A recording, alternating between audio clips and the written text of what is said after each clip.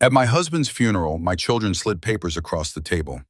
Not condolences, not comfort, commitment papers.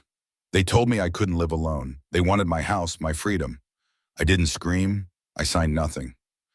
Months later, when they came back with buyers ready to move in, the house was already sold by me. I'm glad you're here.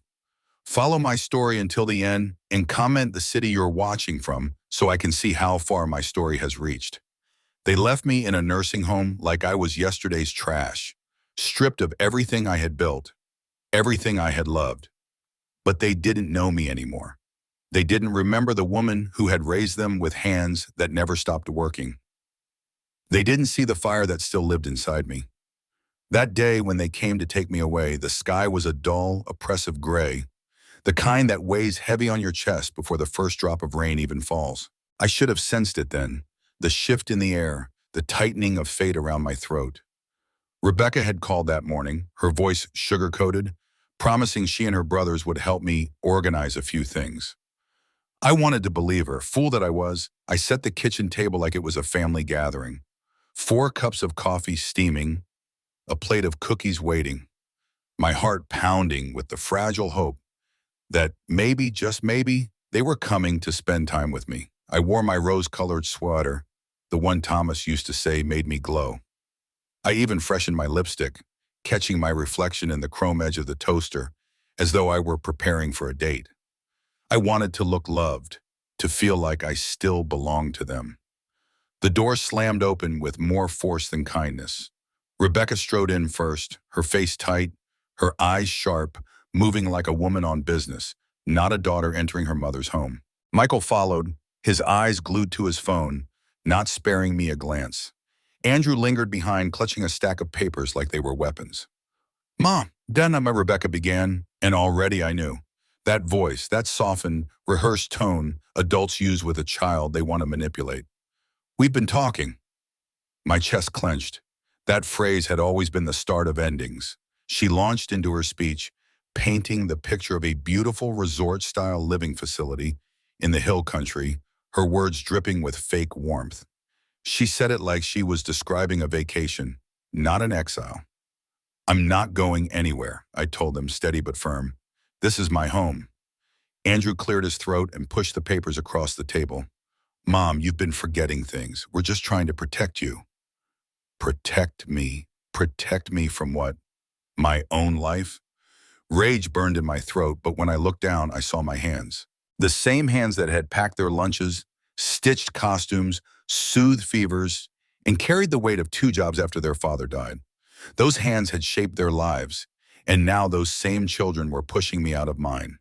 "You already signed the power of attorney," Rebecca said softly, almost kindly. The room spun. I didn't remember signing anything. I remembered a night after a fall, tired, weak, Rebecca sitting beside me with forms and takeout cartons. I had trusted her. Trusted all of them. My knees gave way as the truth landed. This betrayal had been months in the making. Within the hour, my suitcase was packed. Not by me, but by them. They allowed me one bag, one thin slice of a lifetime, while the house around me, the house I had built with sweat and sacrifice, was left behind like a corpse. I didn't even get to choose which pictures to carry with me. Memories abandoned in frames, laughter absorbed into the walls, love pressed into the floorboards. All of it stripped from me in a single afternoon. The ride was silent except for the tapping of Rebecca's nails on her phone screen. Michael drove without speaking. Andrew sat beside me, but his eyes stayed on the window, refusing to meet mine. "You'll love it there," he muttered finally. "They have bingo nights, movie screenings." I wanted to laugh in his face, or maybe slap him. But I stayed silent, my grief too heavy to carry words. When the car stopped, I stared at the building they called my new home. Beige walls, no garden, no trees, just pavement and silence. Tucked between a gas station and a dry cleaner, it looked more like a holding cell than a haven. A nurse in scrubs came out with a clipboard, her smile stretched too wide, too practiced. She was the kind of woman who had been trained to show kindness, even when her eyes betrayed exhaustion. That first night, I cried into my pillow, muffling my sobs like a child hiding from monsters. But the monster wasn't under the bed. The monster wore my children's faces. I wept not for the cold sheets or the tasteless food. I wept because my own blood no longer saw me as human. To them, I was a burden, an obstacle, an inconvenience to be relocated. The ceiling above me was blank, but in my mind, I saw every inch of my house. The chipped paint on the banister Thomas once leaned against. The kitchen where I taught Rebecca how to bake cookies. The living room where Michael fell asleep in my lap, fever burning his forehead. The garden Andrew once helped me plant, his small hands covered in dirt and laughter. All of it gone, as if my life could be canceled with a signature. But even as the tears soaked my pillow, a whisper stirred inside me. A whisper of defiance, of something fierce that refused to die. They thought they had buried me. They thought this was the end. But they had underestimated the woman who had survived widowhood, poverty, heartbreak, and endless nights of labor just to keep them alive. I was not finished. I lay awake long after the halls went quiet, long after the nurses dimmed the lights. I stared into the dark, my hands trembling, my heart heavy, but beneath it all, a pulse of anger throbbed steady and strong. They had taken my house. They had taken my freedom. But they had not taken me, and they were about to learn who they had cast aside.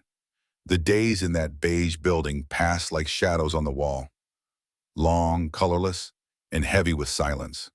The air always smelled faintly of disinfectant and overcooked vegetables. I kept to myself at first, sitting through meals where conversations were little more than grunts or mumbled complaints about medications. I watched the nurses, women with kind faces but hollow eyes, stretched too thin between too many patients. I could feel the weight of resignation in the halls, as if the entire place had been built for waiting, not for living. I told myself not to get used to it. I told myself I was not like the others.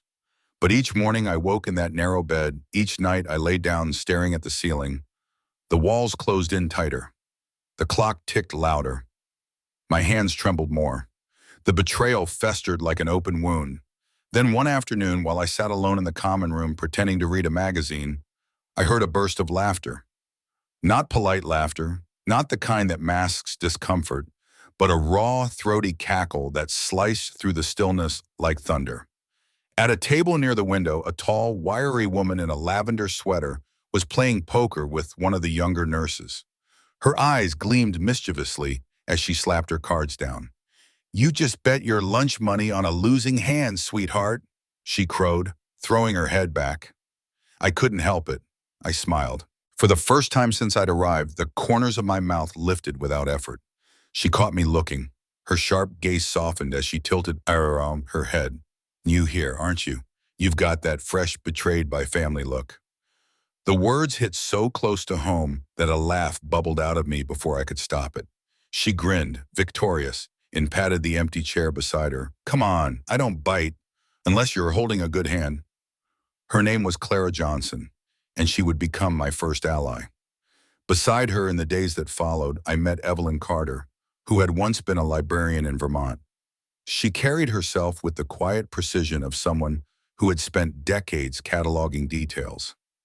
She noticed everything, and her words, though soft, cut straight to the truth. Then there was Gloria Ramirez, tall and commanding, with eyes that had seen courtrooms and never backed down. She had been a law professor before a fall forced her into this place. The three of them were like no one else I'd met here. They didn't shuffle through their days waiting to die. They still carried fight in their bones, sparks hidden but not extinguished. And somehow they recognized that same spark in me. We started small, sitting together at meals, then gathering in the lounge after lights out, whispering stories over cups of weak tea. They told me about their lives before. Clara had raised 5 boys and run a diner. Evelyn confessed that she still woke in the night reciting poetry under her breath. Gloria admitted she missed teaching most of all, the fire in her students' eyes when they grasped something new. One night, my hands trembling, I told them what had been done to me. I told them about the morning my children had walked into my house like strangers, about the papers slid across the table, about the betrayal that had stolen not just my home, but my sense of worth. Silence settled over our little circle. Clara leaned back, eyes narrowing. Evelyn reached for my hand, her fingers warm, grounding. Gloria tapped her long red nails against the table and asked, almost casually, "Did you ever sign over the deed to your house?" I shook my head. "No, I don't remember anything like that. Only the medical papers." Gloria's brows rose. "Then legally, it's still yours." The air in my lungs shifted. For weeks, I had felt stripped bare, powerless. But in that moment, something flickered inside me. Clara let out a low whistle. "Honey, if that's true, you've got more than bricks and wood. You've got leverage. You've got fire under your feet." I didn't speak. I couldn't. My throat was too tight, my heart pounding with something that felt almost like hope. Later that night, when I returned to my room, I opened the single suitcase they had allowed me to bring. My movements were slow, mechanical, until my hand brushed against a leather folio tucked deep into the bottom drawer of the dresser. My fingers trembled as I pulled it free. It was worn, the zipper stiff with age. I opened it, and there it was, the original deed to my house. My name. No signature from Rebecca. No notary stamp, just mine. The papers shook in my lap as I sat down hard on the edge of the bed. Rage surged through me, mingling with grief and shame. My children had lied. They had planned to take everything, not because they feared for me, but because they wanted what was mine. I clutched the deed against my chest, my knuckles white.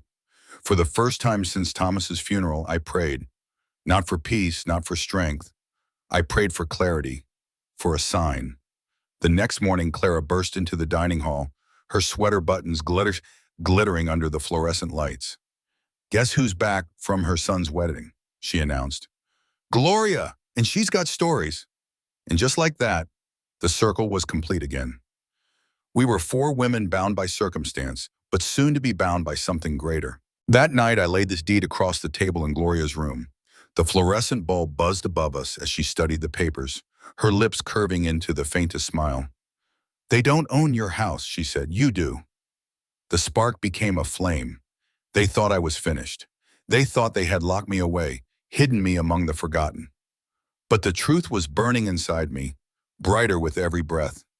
What they didn't know was that I was just getting started. The deed to my house lay on the table like a weapon. Gloria leaned over it, her sharp eyes scanning every line with the precision of someone who had spent her life teaching the law. Evelyn sat close by, hands folded neatly, her gaze steady on me, as though she could keep me from unraveling. Clara lounged back in her chair, smirking, her poker player confidence radiating like armor. "They have your medical power of attorney," Gloria said slowly, her voice low but firm. "That gives them the right to make certain health decisions. But this," she tapped the deed with her nail, sharp against paper. "This is still yours. They can't sell what you haven't signed over." Her words filled me like oxygen. I sat straighter, clutching the armrests of my chair. For weeks I'd felt hollow, stripped, discarded. Now, for the first time, I felt the weight of something solid in my hands. My own life. "Then I have to sell it first," I whispered. The thought slipped from my lips like a secret I didn't even know I'd been holding. Gloria's eyes snapped up, meeting mine. "Are you serious?" "I want to sell it," I said, louder this time, my voice trembling, but unbroken. "I want to take that money and get out of here. I don't want to sit in this place and wait to die. I want to live before I die." The silence that followed was thick, electric. Then Clara slapped her knee and let out a laugh that startled even me. "Well, hell, Maggie, now you're speaking my language." Evelyn smiled, small but sure, as though she had been waiting for me to arrive at this decision all along. "Then we'll help you," she said softly. I stared at them, at these women who had been strangers just weeks ago. My throat tightened. "You'd do that? For me?" Gloria leaned back in her chair, lips curving into the faintest smirk. "Don't flatter yourself. This isn't just for you. It's for all of us. Because if you can walk out of here, maybe we can too." And that was how it began. Our rebellion, born not from rage alone, but from the stubborn refusal to let the world bury us. The days that followed were a blur of whispered plans and stolen moments. Clara claimed she still had the number of a real estate agent she once dated. "He's probably bald and divorced by now," she muttered. "But business is business." Evelyn studied the facility's rules, memorizing the schedules, learning which phones were monitored and which weren't. She even managed to set up a Gmail account for me on the community center's dusty public computer, her thin fingers flying over the keyboard like a woman half her age. Gloria made the hard calls, the legal ones, the financial ones. She spoke with Harold Bennett, an old colleague of hers, grumpy but brilliant, who still owed her a favor from some long-forgotten trial. He agreed to oversee the transaction quietly, no questions asked. Every step was a risk, but every step made me feel alive again. I walked past the nurse's station with a smile that must have looked harmless, grateful, docile. Inside, though, I was awake, wide awake. Every time Rebecca called with her syrupy voice, asking if I was settling in, I bit back my fury and played the role she wanted, sweet, confused, declining visitors. She didn't need to know that her discarded mother was plotting freedom right under her nose. The house went on the market quietly. To my astonishment, buyers swarmed. My old neighborhood had become a magnet for young professionals eager for charm and history. Within days, we had an offer at full asking price. I didn't have to meet the buyer, didn't have to set foot in that house again. The transaction flowed through Harold, smooth and silent. When the deal closed, the money was wired into a new account under my name, set up with Evelyn's careful help. No one suspects old women of revolutions. But the hardest part still lay ahead.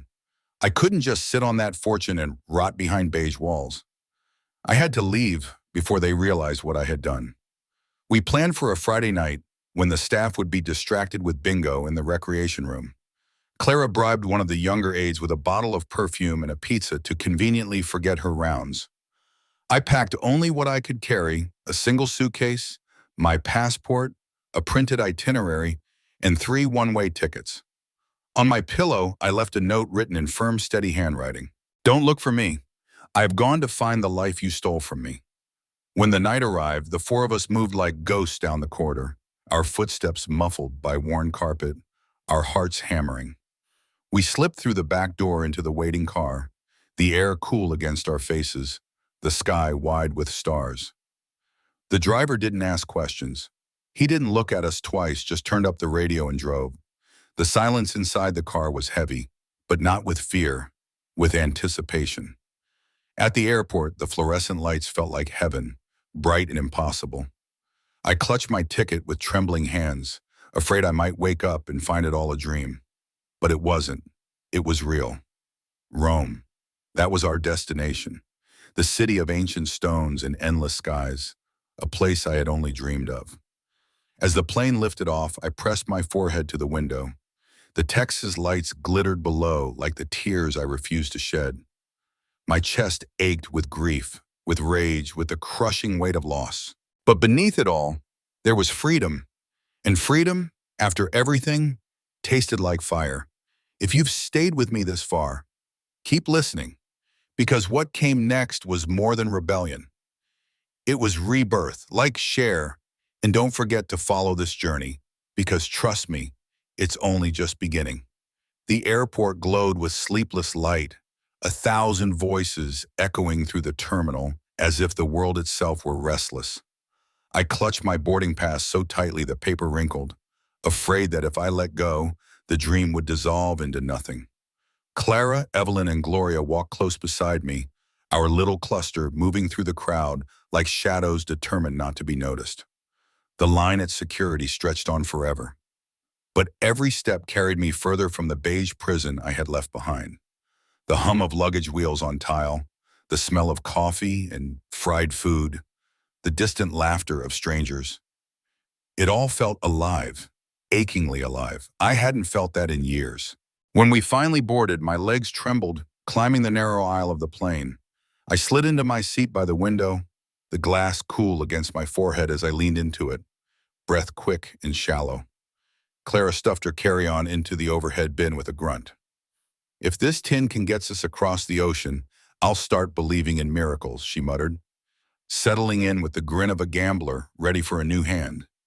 Evelyn sat beside me, folding her hands in her lap, lips moving in silent prayer. Her eyes glistened, though whether from fear or gratitude, I couldn't tell. Gloria, poised and unshaken, buckled herself in across the aisle, pulling a paperback thriller from her bag as though we weren't fugitives but tourists. The engines roared. My heart pounded. As the plane lifted into the night, Texas spread beneath us like a sea of glittering tears, each light a memory I was leaving behind. I pressed my lips together, hard to stop them from trembling. Hours blurred into each other in the air. Clara snored shamelessly, her head bobbing against the seatback. Evelyn whispered fragments of Latin prayers, her fingers laced through mine during every tremor of turbulence.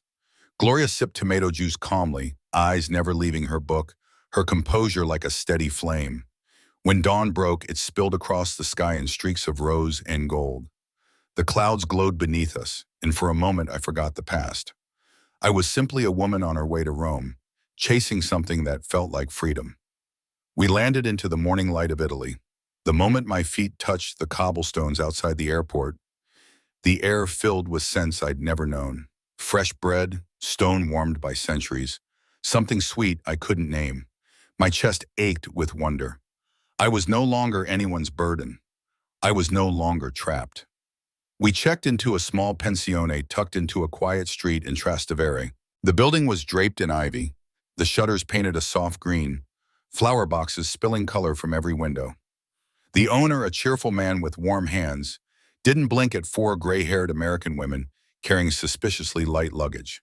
Perhaps Rome had seen stranger things.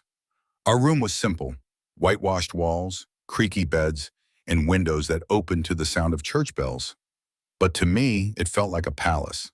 That first morning, we walked until our feet ached, winding through narrow alleys, pausing at fountains, tasting gelato that melted faster than we could eat it. Clara bargained with a street vendor for scarves none of us needed. Evelyn bought postcards and began writing to a sweetheart who had been gone 15 years.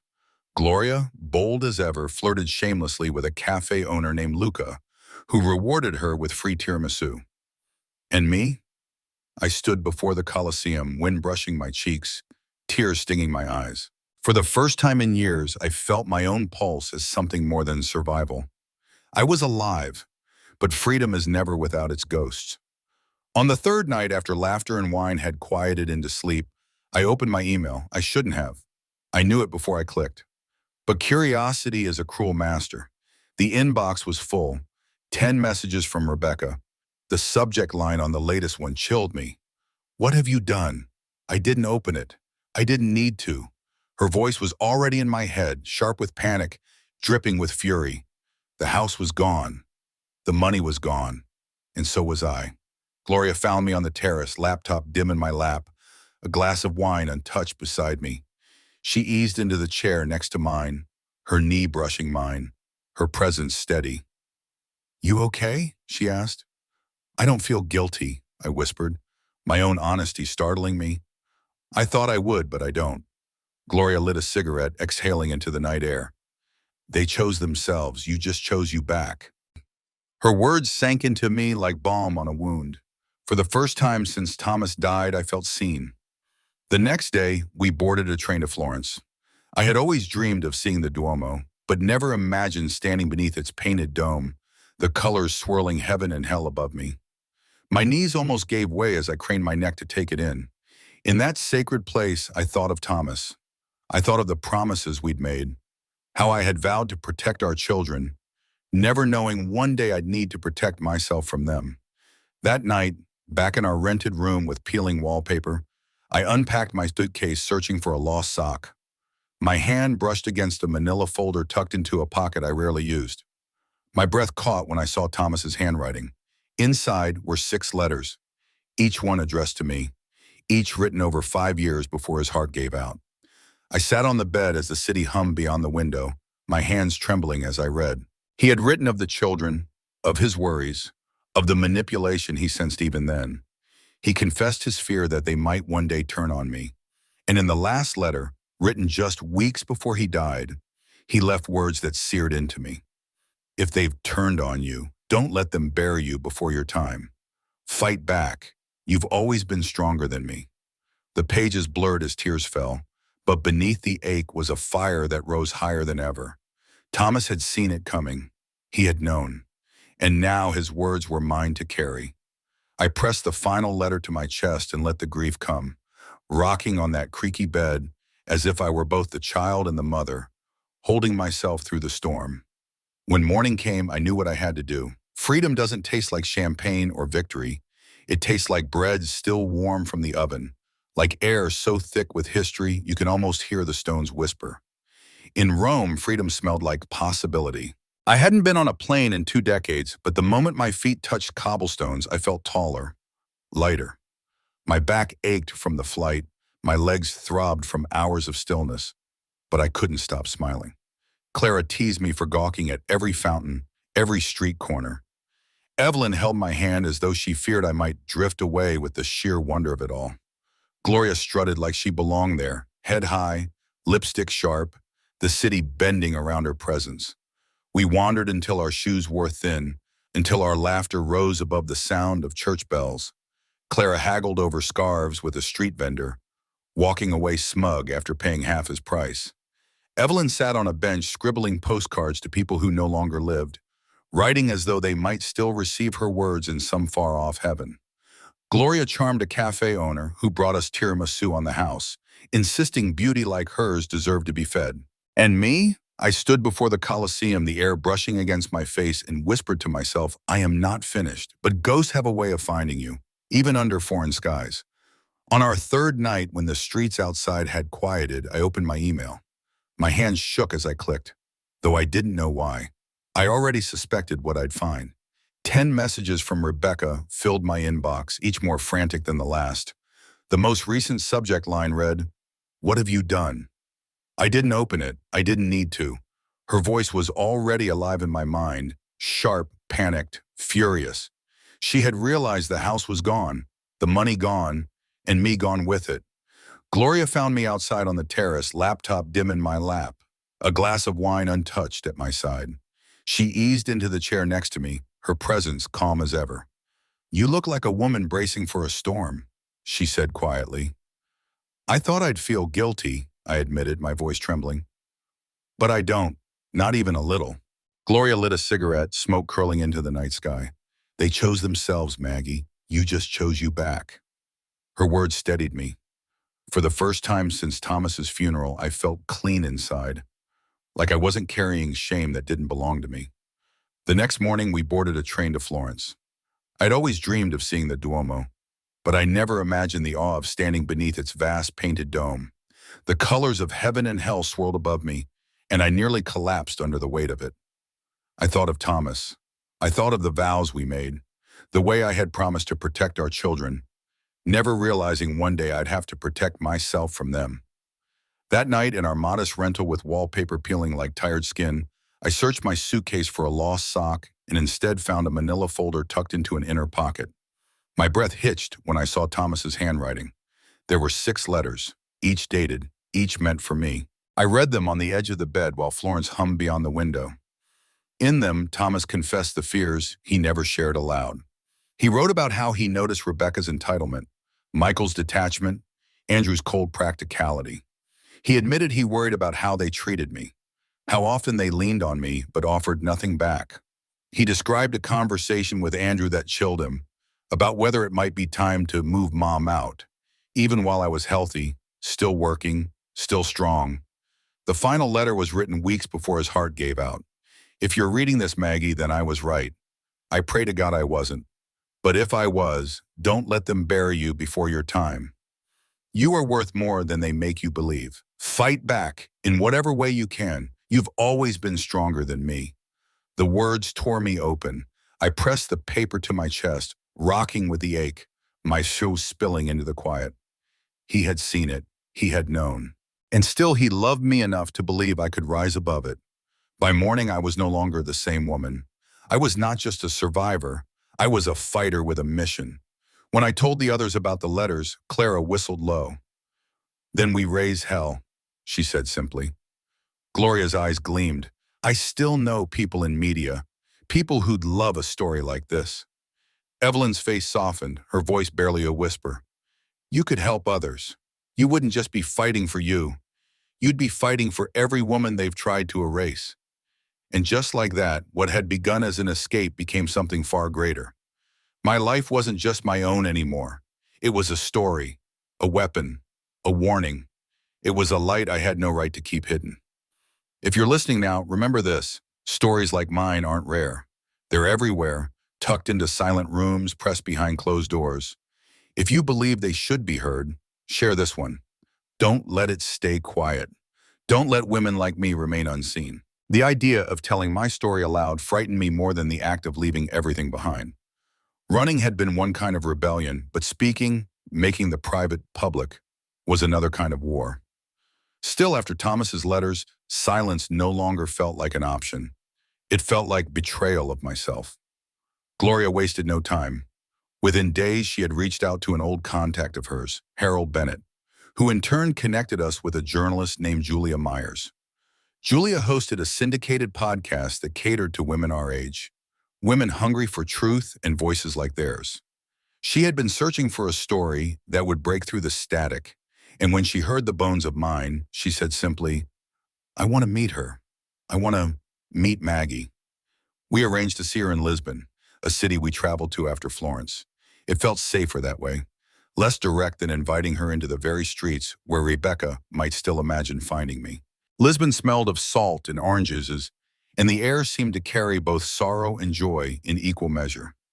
Julia arrived with nothing flashy, just a backpack holding her recording equipment and a notebook worn soft at the edges. She was younger than I expected, maybe early 40s, with eyes that seemed to understand without judgment. She didn't reach for her microphone right away. She poured us coffee instead and said, "Tell me everything." And I did. The words spilled out of me like water breaking through a dam. I told her about the long nights working double shifts after Thomas died, about birthdays stretched thin with pennies but wrapped in love. I told her about the papers slid across my kitchen table, the way Rebecca's voice had dripped with condescension, the silence in Michael's eyes, the cowardice in Andrew's refusal to look at me. I told her how it felt to be taken from my house as though I were furniture, stripped of my life in an afternoon. By the time I finished, my voice was hoarse. Julia reached across the table and took my hand, her grip steady, her gaze fierce. "You are not alone," she said. "You have no idea how many women have written me stories like this. But yours has the fire to set them free." She aired the episode a week later. None of us expected what happened next. The podcast exploded. Within days, there were hundreds of thousands of downloads. Emails poured in from across the country. Women who had been silenced by their families. Women hidden away in nursing homes against their will. Widows whose children had drained their savings and abandoned them. Some messages came from sons and daughters who regretted what they had done, begging for forgiveness. Others were from strangers, simply saying, "Thank you for speaking. I thought I was alone." I became a symbol, not because I sought it, but because survival itself had become a story people couldn't look away from. The backlash came quickly. Rebecca sent me an email filled with venom. "How dare you?" Andrew tried to call twice. Michael left a voicemail, his words slurred with drink, his tone thick with threats. I deleted them all without listening to the end. But then came a message I couldn't ignore. It was from Samantha, my granddaughter, the youngest of Rebecca's children, the one I hadn't seen in years, cut off from me like a branch severed from its tree. Her email was short but trembling with urgency. "I saw the podcast. I saw the letters. Grandma, I know what they did. Please don't shut me out. I want to see you." I read it again and again, my chest tight, my hands shaking so badly Clara had to take the phone from me before I dropped it. She found me later that night on the balcony, staring at the Lisbon sky as it faded into honey and blue. "You're afraid it's a trick," Clara said. "She's still their child," I whispered. "Blood doesn't wash away that easily." Evelyn, sitting quietly with her knitting, spoke without looking up. "But she reached for you. That counts for something." Gloria's voice was harder, clipped. "Don't let softness blind you. You've been burned once. Don't let it happen again." But I couldn't stop thinking about Samantha. She had been different, even as a child.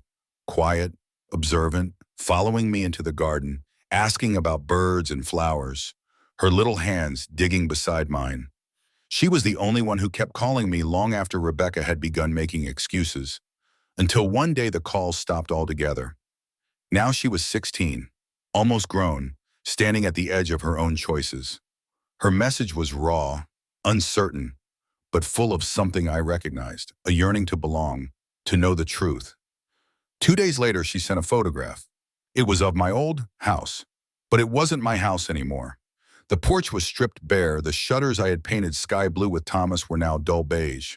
The rose bushes I had tended with my hands for decades were gone. Beneath the image, she wrote only, "They ruined it. I'm sorry." The picture cut deeper than any of Rebecca's words. It was proof of what I had already known, but tried not to face. They hadn't just taken my home. They had gutted it, erased every memory I had poured into those walls.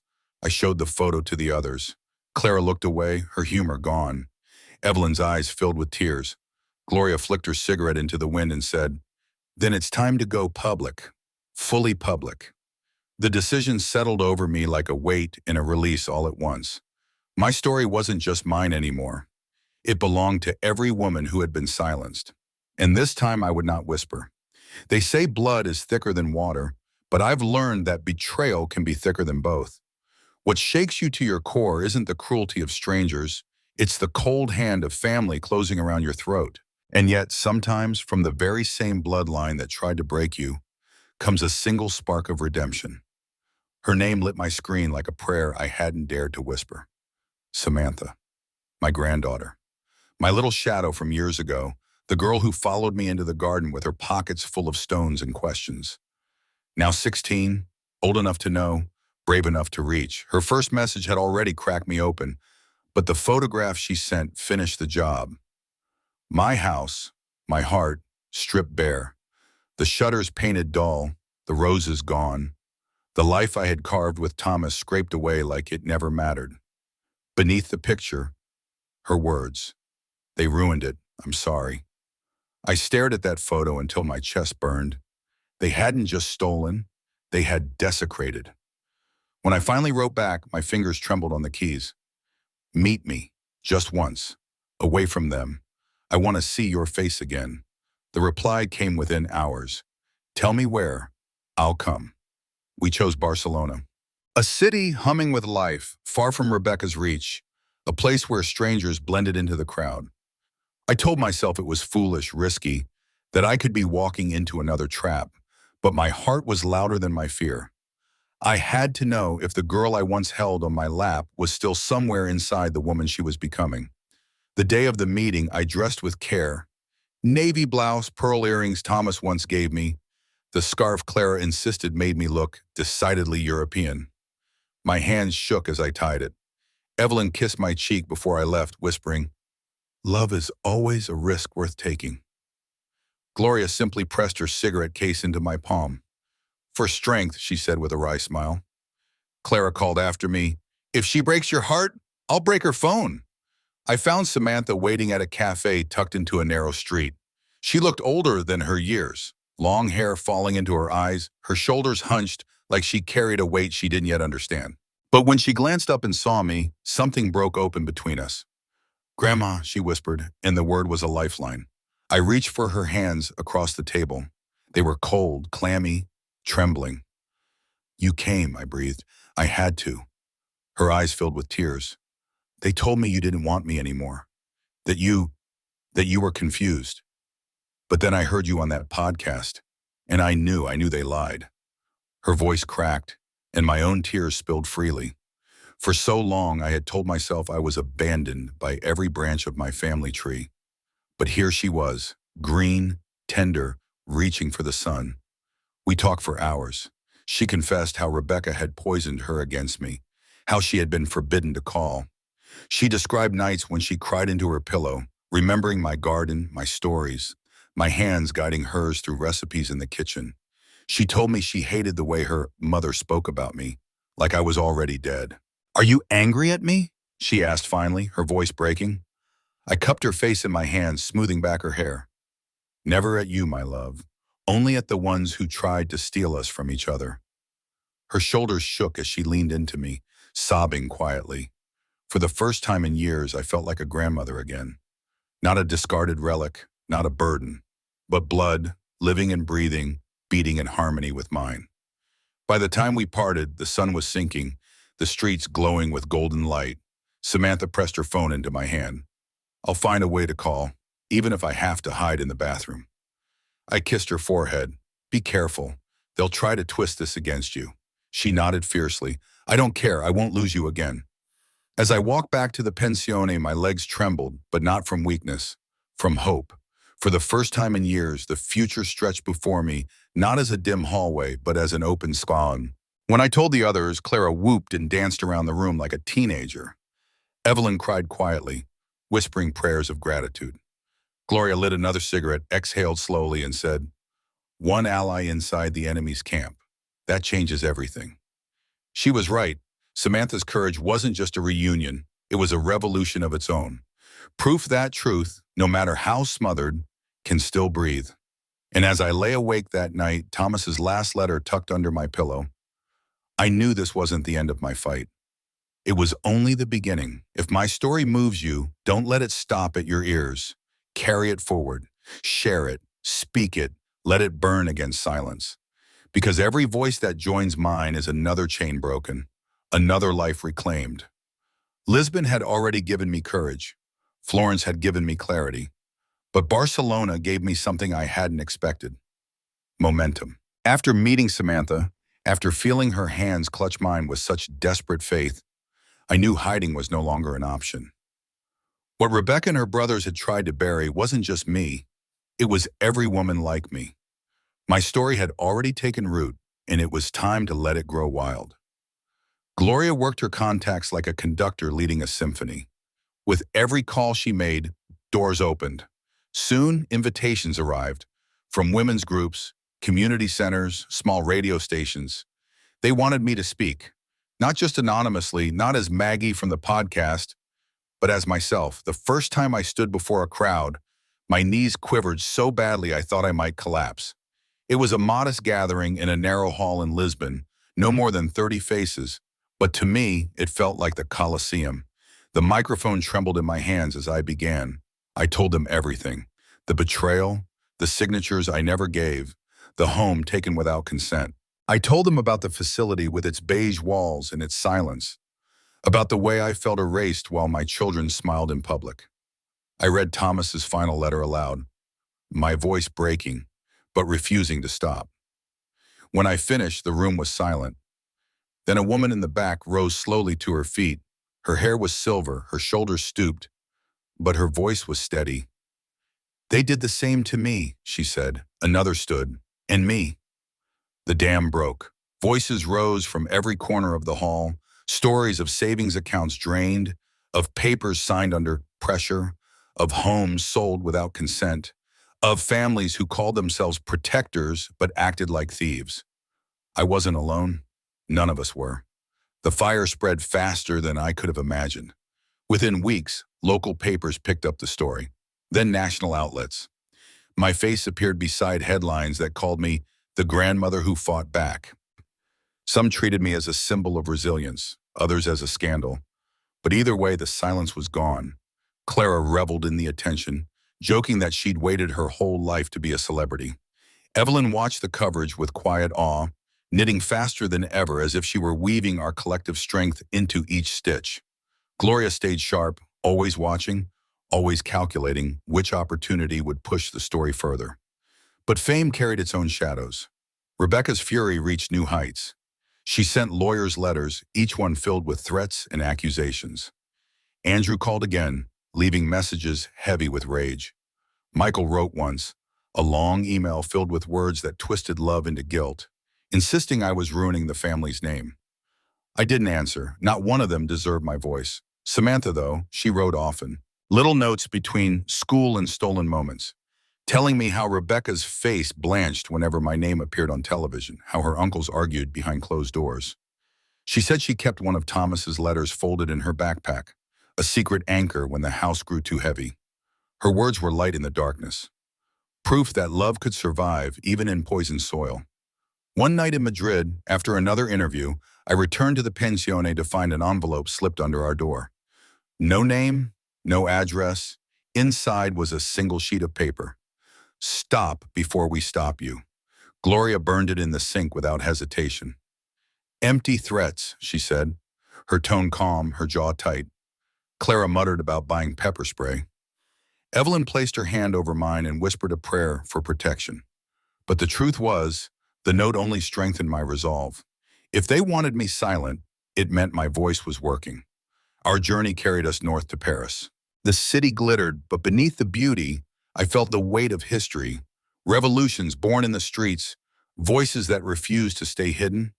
I thought of all the women whose names would never be written in history books, whose stories ended quietly in homes they no longer owned.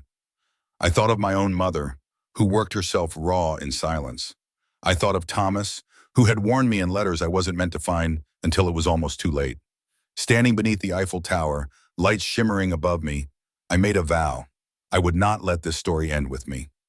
The next morning, I sat down with Julia again, this time for a televised interview.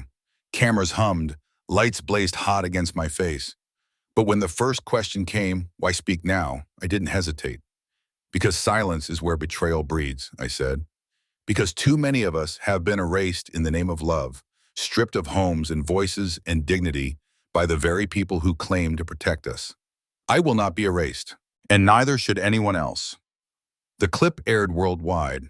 Messages flooded in not just from America, but from women in Canada, in Ireland, in Australia.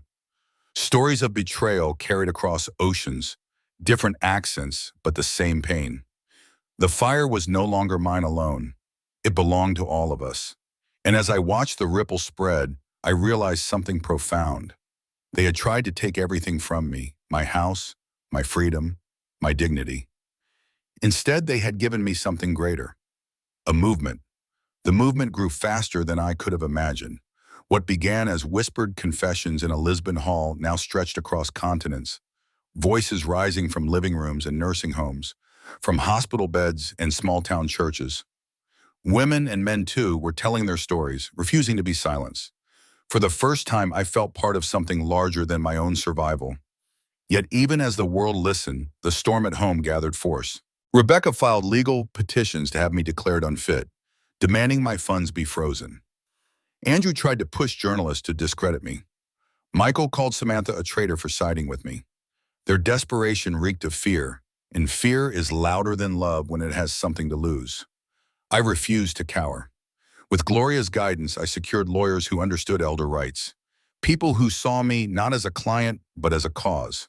Clara, bold as always, volunteered to manage my correspondence, delighting in crafting biting replies that left no insult unanswered. Evelyn prayed with me each night, her voice a quiet strength that reminded me not all battles are fought with fists or ink. Then came the confrontation. It was in New York, of all places. Julia had arranged for me to speak on a live broadcast, one watched by millions. My children, apparently unable to contain their fury, showed up unannounced at the studio. When I saw them waiting in the green room, Rebecca with her lips tight, Andrew stiff in his suit, Michael smelling faintly of liquor, I felt my knees weaken. But behind me stood Clara, Evelyn, and Gloria, and their presence steadied me like a wall of unshakable stone. Rebecca spoke first, her voice brittle. "Mother, you're embarrassing us. This has gone far enough." I looked into her eyes and felt the ache of every lullaby I had ever sung, every scraped knee I had kissed, every sacrifice that had carved hollows into my bones. "No, Rebecca," I said softly but firmly. "This has only just begun." Andrew tried to interrupt, spouting legal jargon, but Gloria stepped forward, slicing his words to pieces with precision sharper than a blade. Michael muttered something about loyalty, but his voice trailed into shame when Samantha walked into the room. She stood between us, trembling but unbroken, her young voice steady. "Leave her alone. She's telling the truth." In that instant, something shattered. The air grew heavy with a silence that could no longer be denied. The broadcast went on as planned. I spoke into the camera not as a victim, not even as a survivor, but as a witness. I told the world that dignity is not a gift to be granted by children, spouses, or governments. It is ours by birthright, and no one can take it without our consent. The interview rippled across the nation. Headlines screamed, support surged, petitions were signed, laws were questioned. And though my children still fought in court, their power weakened with every passing day. Weeks later, in a quiet courtroom in Dallas, the judge read her ruling. My accounts were mine alone. The sale of the house was legal. No declaration of incompetence would stand. I was free. Rebecca's face crumpled. Andrew's jaw clenched. Michael stared at the floor. But Samantha, my sweet, brave Samantha, smiled through her tears. When we left the courthouse, the air felt lighter than it had in years. Clara let out a cheer loud enough to turn heads. Evelyn folded her hands and whispered thanks to God. Gloria lit a cigarette right on the courthouse steps, grinning like a warrior who had won her last battle. That night, I opened Thomas's final letter one more time. His words no longer felt like warning, they felt like prophecy fulfilled. You've always been stronger than me. I pressed the paper to my heart and whispered, you were right. From that day forward, I no longer ran. I walked into every room, every interview, every hall with my head high, carrying not just my story, but the weight and strength of countless others. The house they stole no longer mattered. I had built something far greater, an unbreakable voice. And if you've stayed with me through this journey, remember this. Silence is the thief's greatest ally. If my story stirred something in you, don't let it die here. Share it. Speak it. Protect the ones who cannot yet protect themselves. Stand, even when your knees shake, because the ground beneath you is stronger than you know. My children tried to bury me in beige walls. Instead, I became a flame, and a flame once lit can set the world alight. To those listening, I want you to carry this story with you, not as pity, not as tragedy, but as proof that it's never too late to reclaim what was stolen. Betrayal can bruise the soul, but it cannot erase it. We are never too old, too forgotten, too small to rise again. If you believe in this fight, if you know someone living in silence, let my voice remind you, freedom is worth chasing, even in your final breath. Don't look away. Don't stay quiet. Speak, share, stand. Together we are unstoppable.